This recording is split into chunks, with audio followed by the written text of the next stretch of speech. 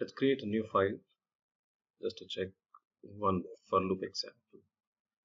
Let's go to the properties and change the stage color to gray. And let's save the file and name it as for loop example 1. Hit save to save the file.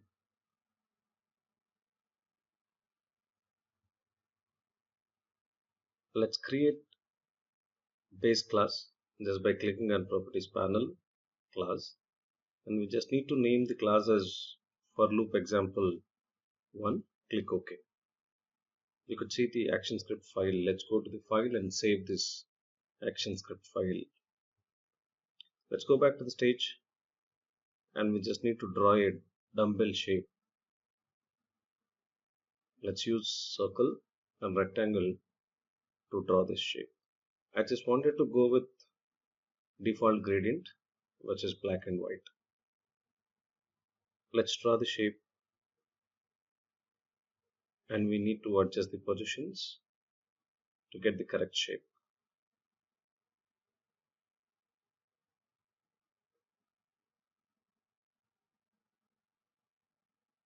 We are going to duplicate this.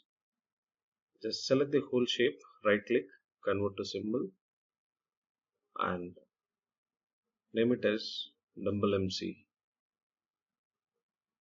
Click OK. Delete it from the stage. Let's go back to the library, click on the symbol, select the properties, and choose export for ActionScript and click on class to create object class. We could see the object class there. Let's save the file with the same name. Let's go back to the base class and we just need to define one object name. Let's define that object name as my dumbbell MC, and the type of that object is dumbbell MC equal to class name, which is new dumbbell MC. Now let us copy the instance name and let's get inside the public function, and we just need to use addChild method to display that object on the stage. addChild object name. Save the file. Let's go back to control menu to test it. We could see the object there. And now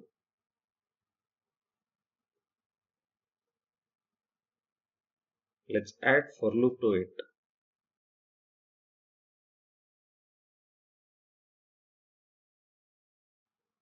To create multiple instances on the stage, I'm using this for loop variable I equal to 1,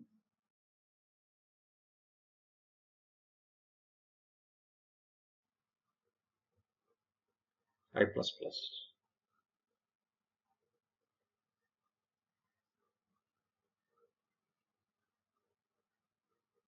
Now we just need to change each instance X position so that we can see them in horizontal.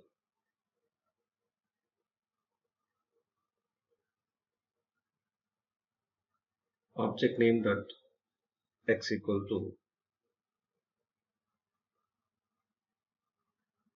I into some number.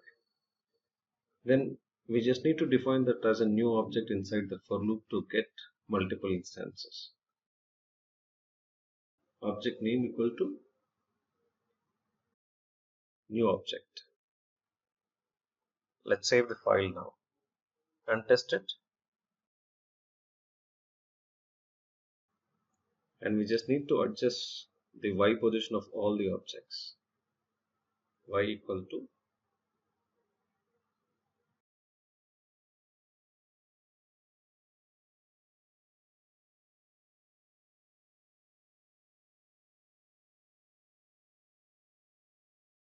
I just took 150. Let's save and check the preview. Let's take another number, which is 180. Save, test it. Perfect. Now, just increasing the number of instances by changing that condition, we can see more objects there. And let's change the rotation of each object now. Object name dot rotation is equals to I into required value. I multiply with required value.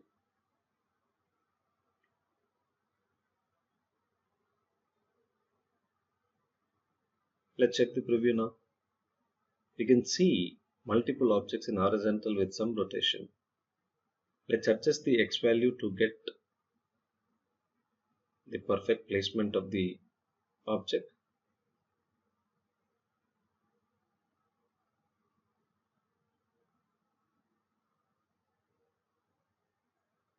And we just need to change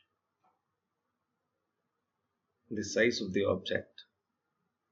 Let's take scale x equal to scale y is equals to some value, because we require the same scale x and scale y value. So we just need to say scale x equal to and then scale y equal to 0.75, which is 75%. Let's save and test the movie. We can see a bit smaller and change the x value again and then save it and test it. Perfect. Now let's save the file, test it again to check the final preview now. And let's go back to the object class. We just need to define continuous rotation for this object.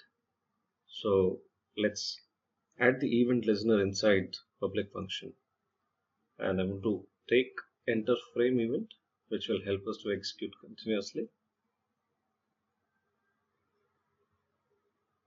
And the function name must be update rotation. Here the function name is update rotation. Let us define this update rotation as private function. Out of that, my public function. Private function update rotation event is event, and just inside this function we just need to define the rotation value. Rotation is equals to rotation plus 3, which is supposed to be rotation plus equal to 3. Let's save and test it. Now we can see here continuous rotation of each movie clip. This will be continued. Just change the value to decrease the rotation speed. Test it again. We can see smooth animation, which is continuous, which will be continued.